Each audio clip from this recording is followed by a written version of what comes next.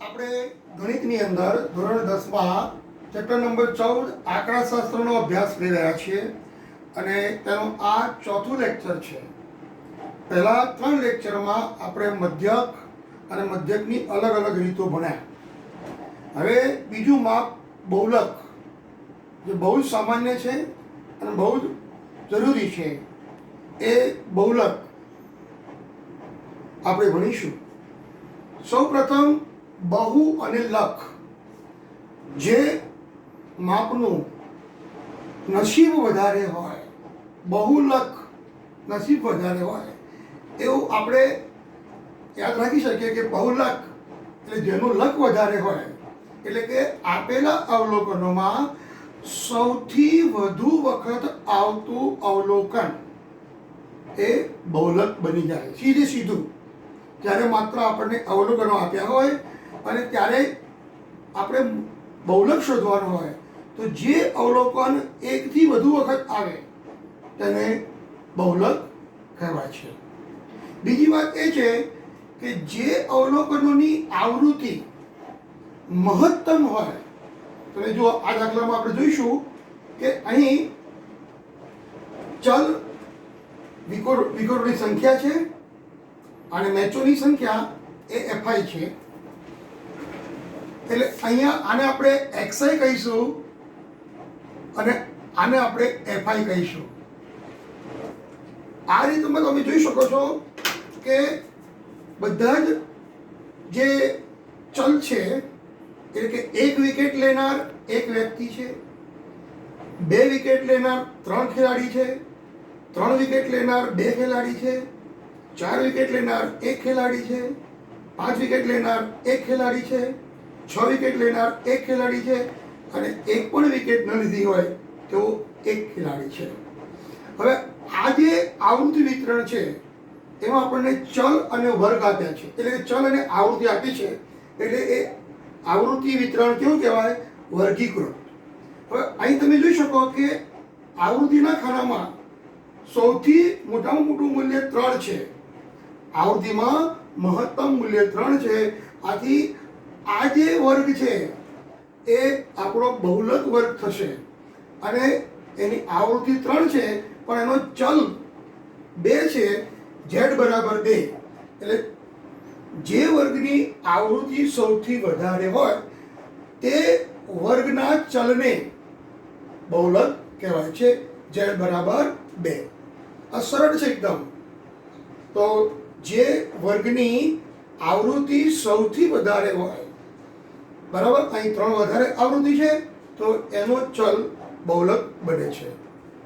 બીજી વાત કે એક કરતાં વધારે મૂલ્યો જો સમાન મહત્તમ આવૃત્તિ ધરાવતા હોય, ધારો કે અહીં 3 છે, બીજી વાર પણ 3 આવતું હોય તો બંને વર્ગ, બંને ચલ બહુલક બને છે. અને આ પ્રકારની માહિતીને બહુબહુલકીય આવૃત્તિ વિતરણ કહે છે, અથવા બહુબહુલક ધરાવે છે એમ કહેવાય. તો આ ટાઈપ નંબર 2A આપણે જોયું, એમાં સામાન્ય રીતે બહુલક શોધ્યો. હવે બહુ જ મહત્વની રીત 3 માર્કની પૂછાય છે, ટાઈપ નંબર 2. બહુલકને આપણે ટાઈપ 2 કહીશું, જેમ મધ્યકને આપણે ટાઈપ 1 કીધું. ટાઈપ 1 એ મધ્યક માટે, 2 એ બહુલક માટે અને 3 એ મધ્યસ્થ માટે આપણે લઈશું. એટલે હવે આ જે માહિતી છે એ માહિતીમાં સૂત્રની રીતે બહુલક શોધવું હોય, સૂત્રની રીતે આ જે રીત છે અત્યંત મહત્વની છે. મોસ્ટ ઇમ્પોર્ટન્ટ 3 માર્કનો દાખલો પૂછાય.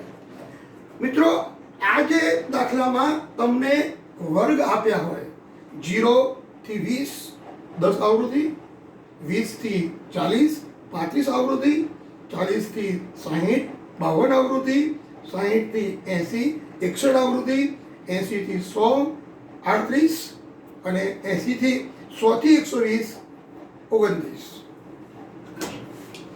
તો તમે જોઈ શકો છો કે આ આવૃત્તિ વિતરણમાં સૌથી વધારે આવૃત્તિ 56, 61, સૌથી વધારે આવૃત્તિ 61 છે. અને આથી આપણે આ વર્ગને બહુલક વર્ગ કહીશું. પહેલી વાત તો યાદ રાખો. બહુલક વર્ગ તે કઈ રીતે બને છે કે જેની આવૃત્તિ સૌથી વધારે હોય તેને બહુલક વર્ગ કહેવાય. બહુલક વર્ગની જે આવૃત્તિ છે એને આપણે F1 કહીશું. F1 બરાબર બહુલક એટલે ઝેડ વર્ગની આવૃત્તિ. પછી F0 એટલે બહુલક વર્ગની આગળના વર્ગની આવૃત્તિ, F0 એટલે 52. પછી F2 એટલે બહુલકીય વર્ગ જે છે એના પછીના વર્ગની આવૃત્તિ એટલે F2 બરાબર 38. આ ત્રણ માપ બહુ જ મહત્વના છે. બીજું, અહીં પહેલું જે સ્ટેપ છે કે વર્ગ લંબાઈ h શોધો. અહીંયા વર્ગ લંબાઈ શોધવા માટે 20 - 0 બરાબર 20 એટલે કે h બરાબર 20 છે, વર્ગ લંબાઈ 20 છે. બહુલક વર્ગ શોધો. મેં તમને હમણાં જ કીધું કે જે વર્ગની આવૃત્તિ સૌથી વધારે હોય તે વર્ગને આપણે શું કહીશું? બહુલક વર્ગ કહીશું. એટલે આ બહુલક વર્ગ થશે. 61 આવૃત્તિ ધરાવે છે. ત્યારબાદ F0 બહુલક વર્ગની આગળના વર્ગની આવૃત્તિ, F1 બહુલક વર્ગની આવૃત્તિ, F2 બહુલક વર્ગ પછીના વર્ગની આવૃત્તિ. આમ F0, F1 અને F2. અહીંયા એક ત્રીજું માપ છે L. L એટલે લોઅર બાઉન્ડ્રી. તો અહીંયા જે બહુલક વર્ગ છે એની અધોસીમા એટલે કેટલી છે? 60. L બરાબર બહુલક વર્ગની અધોસીમા. યાદ રાખજો, L બરાબર બહુલક વર્ગની અધોસીમા. હવે તમે જોઈ શકો છો કે સૂત્રમાં આપણે કિંમત મૂકીશું. આ સ્ટેપ બાય સ્ટેપ તમારે જવાનું, અને એકવાર ખ્યાલ આવી ગયો પછી તમારે આ સ્ટેપ ફોલો કરવાની જરૂર નથી, ઓટોમેટિક તમને આવડી જશે. સ્ટેપ એટલા માટે છે કે તમે એ રીતે ધીમે ધીમે પ્રોસેસ કરો અને એ પ્રમાણે તમને દાખલાનો મૂલ્યો મળતા રહે. હવે બહુલકનું સૂત્ર ઝેડ બરાબર, બહુલકનું સૂત્ર છે ઝેડ બરાબર L plus બ્રેકેટમાં F1 minus F0 છેદમાં 2F1 minus F0 minus F2 into H. આ દરેકના દરેક જે કેરેક્ટર્સ છે આમાં L, F0, F1, F2 અને H, 1, 2, 3 અને 4 અને 5. આ પાંચે પાંચ મૂલ્યો તમારે શોધવાના છે. પરીક્ષામાં તમને માત્ર વર્ગ અને આવૃત્તિ આપશે અને કીધું છે કે બહુલક શોધો. તો હવે જુઓ L બરાબર શું આવશે? L બરાબર બહુલક વર્ગની અધસીમા એટલે L બરાબર 60. પછી F1 જોયું 61, 61, F0 જોયું 52 અને છેદમાં 2 ગુણ્યા 61 F1 અને 52 F0 અને F2 38 ગુણ્યા H બરાબર 20. આ બધા જ મૂલ્યો મૂકી દીધા, સૂત્રમાં કિંમત મૂકી દીધી. હવે સાદુરૂપ આપવાનો છે. સાદુરૂપ આપીએ ત્યારે જુઓ અહીંયા 61 માંથી 52 જાય તો કેટલા વધશે? 9.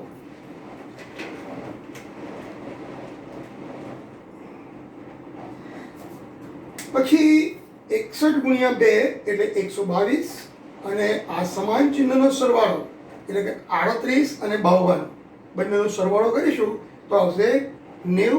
એ માઇનસ થશે, માઇનસ 90.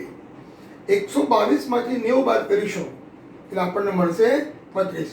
આ સ્ટેપ પછી અહીં તમે જોઈ શકો છો કે L બરાબર આપણને કેટલા મળ્યા? L બરાબર 60. અહીંયા આપણને F1 બરાબર 61, F2 બરાબર 38 અને આપણે જોયું F0 બરાબર 52. હવે આપણે આજે કિંમત મૂકી દઈશું. આગળનું સ્ટેપ જો 60 અંદર મૂકીશું અને 20 ગુણ્યા 9 180. 122 માંથી 90 જશે તો કેટલા વધશે? 32. તો 180 ભાગ્યા 32.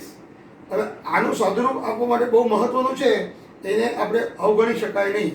એટલે જો અહીંયા 180 અંશમાં છે અને 32 છેદમાં છે. 16 પંચા 16 દુ 32 અને 9 દુ 18 એટલે કે 90 દુ 180. 90 અને 60. હવે જો આ 90 છે એ આપણે ભાજ્ય બનશે અને 16 છે એ ભાજક, એટલે ભાગાકાર કરીશું. આ ભાગાકાર બહુ મહત્વનો છે, એથી હું આ ભાગાકાર તમને બતાવું છું.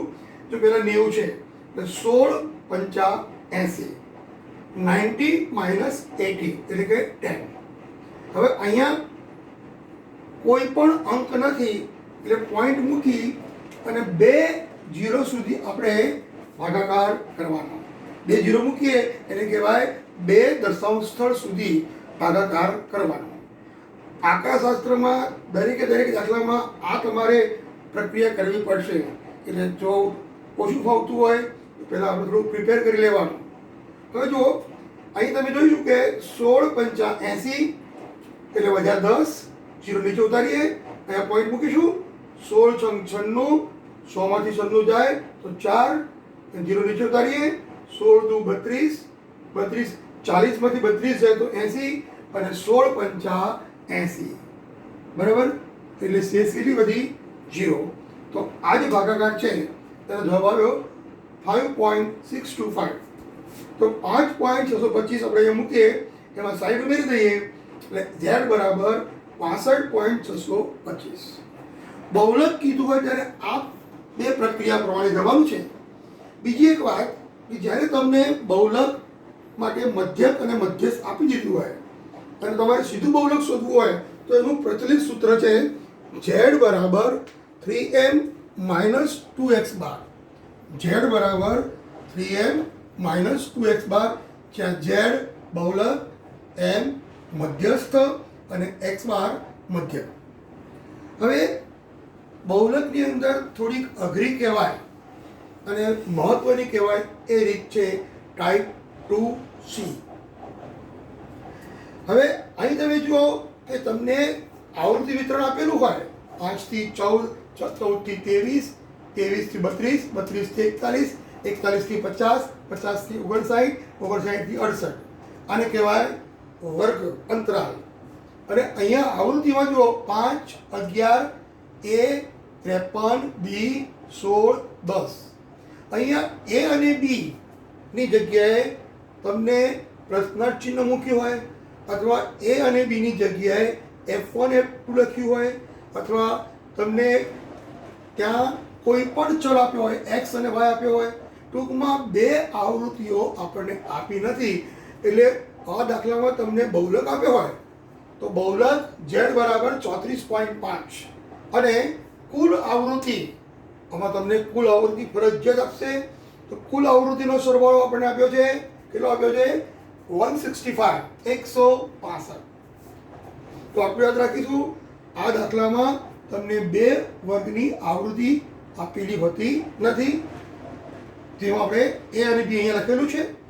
હવે જુઓ, આ જે સ્ટેપ છે સ્ટેપ પ્રમાણે જઈશું આપણે પહેલાં કે વર્ગ લંબાઈ h શોધો. તો અહીંયા h બરાબર કેટલા છે? 14 માંથી 5 જાય તો 9. તો અહીંયા h બરાબર 9 છે. બહુલક વર્ગ શોધો. તો અહીં સૌથી વધુ આવૃત્તિ ધરાવતો વર્ગ આપણે કહી શકીશું નહીં. કેમ? કારણ કે 2 વર્ગની આવૃત્તિ આપણને આપી નથી. તો શું કરીશું? બરાબર યાદ રાખજો, અહીંયા જે બહુલક આપ્યો છે z બરાબર 34.5 એ કયા વર્ગમાં સમાવેશ થાય છે?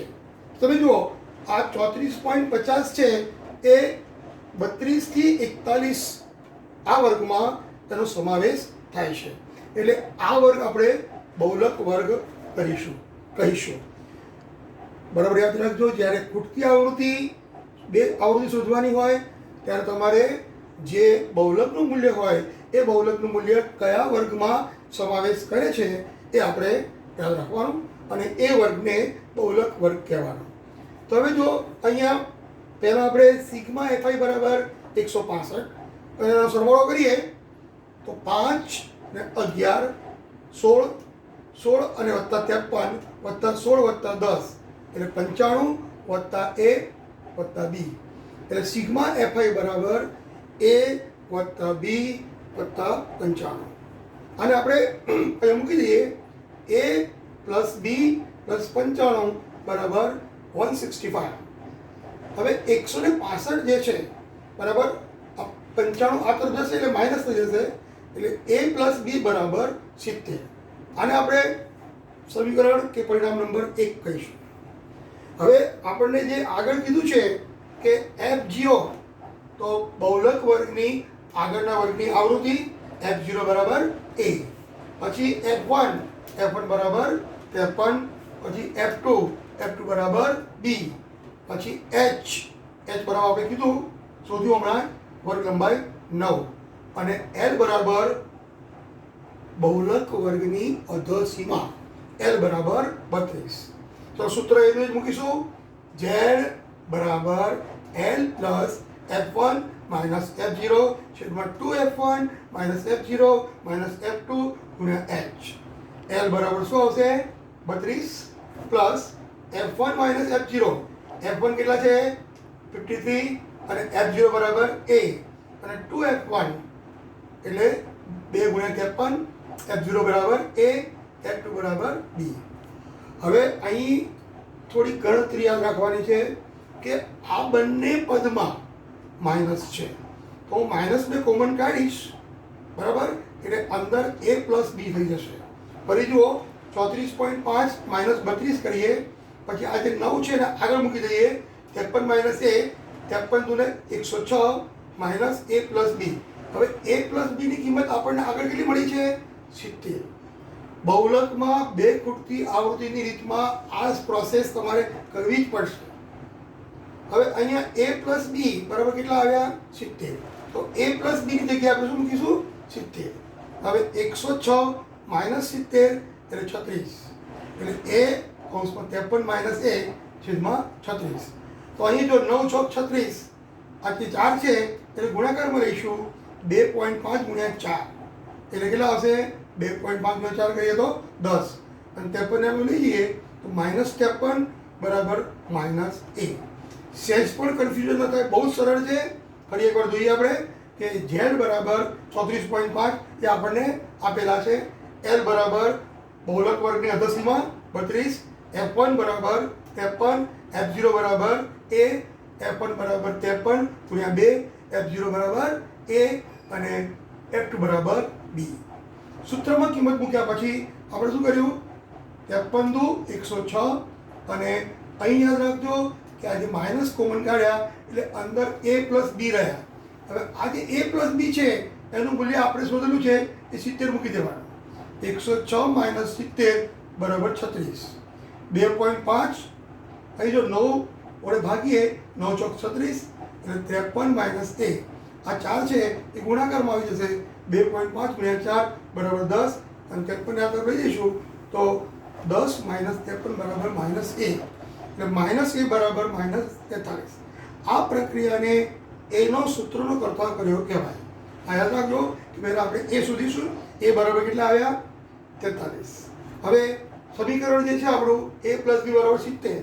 હવે સમીકરણમાં આપણે એની કિંમત મૂકીએ, એ કેટલા છે 43 પ્લસ બી બરાબર 70, બી બરાબર 70 માઇનસ 43, બી બરાબર 27.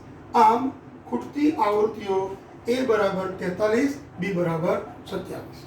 અત્યારે આપણે વેકેશન અને થોડુંક તમારું ટેક્સ્ટબુક પણ કદાચ નહીં હોય તો જે દાખલા મેં કર્યા છે એ દાખલા 2 વાર કરો. એકવાર જોઈન કરો, પછી બંધ કરી અને જાતે જોયા વગર કરો, તો પ્રેક્ટિસ કરશો તો આ પ્રકરણ બહુ સરળ પડશે. અને આથી જ આ પ્રકરણ આપણે પહેલું લીધું છે, કારણ કે આ પ્રકરણ ગણતરીનું છે અને એમાં બેઝિક વસ્તુનો ઉપયોગ છે નહીં, બીજગણિતનો કે ભૂમિતિનો ઉપયોગ નથી, એટલે આપણે કોઈ પણ પ્રોબ્લેમ થાય નહીં. અને આથી આપણે આગળ સત્ર લીધું છે. આવતા લેક્ચરમાં લેક્ચર નંબર 5માં આપણે વર્ગીકૃત આવૃત્તિનો મધ્યસ્થ શોધવો, એની બહુ જ રસપ્રદ રીત છે, આપણે એનો અભ્યાસ કરીશું નેક્સ્ટ લેક્ચરમાં. Thank you.